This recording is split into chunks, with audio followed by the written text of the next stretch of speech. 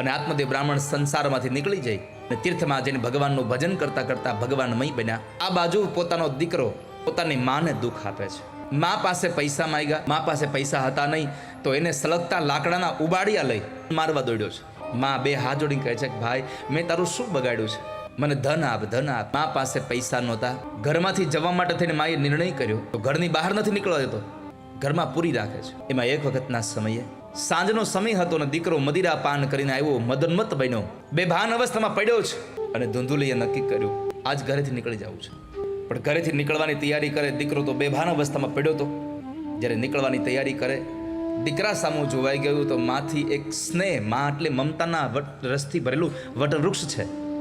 મહાભારતમાં લખ્યું છે મા બાપ અને ગુરુની દ્રષ્ટિમાં તમે ગમે તેટલું ખોટું કામ કરો ને તો તમે દૂષિત નથી થતા.